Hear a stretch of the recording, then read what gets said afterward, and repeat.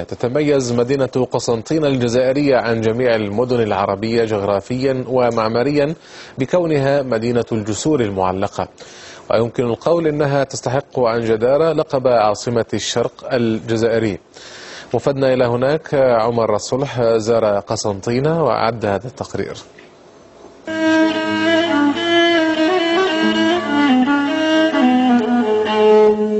هنيئا لكم يا أهل قسنطينة، تحلق الطيور على الرؤوس في كل مكان وتحلقون أنتم فوق أجنحتها.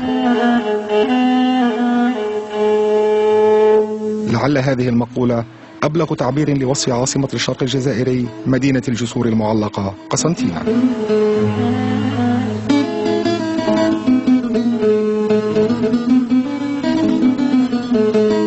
جسور تتمايل في الفضاء الرحب وتلامس بأطرافها الغيوم وتنظر بكبرياء إلى حدود الأرض التي تبدو مذهولة من نظراتها المتعالية.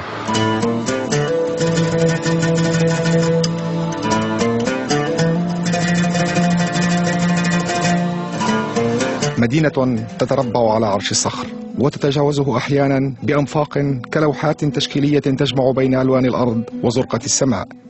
وفي أعالي تلك الصخور الشاهقة تتغلغل النسور بأعشاشها، فيطيب للبعض وصفها بمدينة الصخور وأعشاش النسور.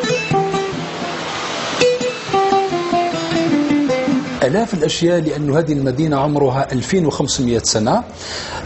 طبعا بدأت بالمراحل الأولى والشواهد موجودة على مستويين. المستوى الأول هو المدينة، بحيث نجد المغارات التي تحكي الإنسان القديم.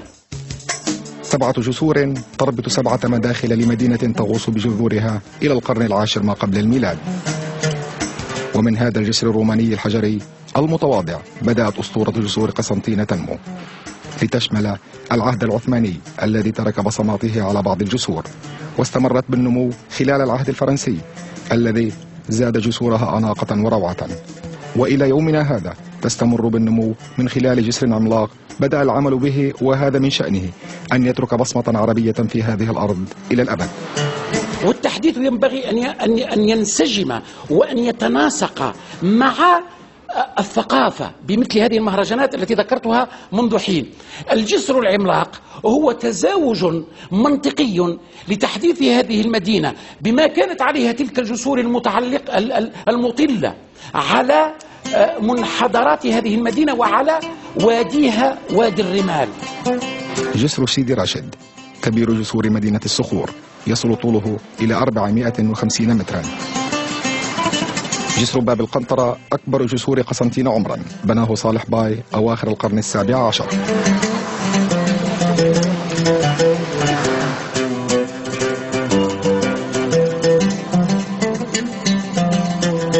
تكفي ولمرة واحدة زيارة مدينة الجسور المعلقة قسنطينة لكي تتعلق روح الزائر بها. فهذه المدينة تحفر في الذاكرة صورة تعيد الإنسان إلى صفائه ونقائه.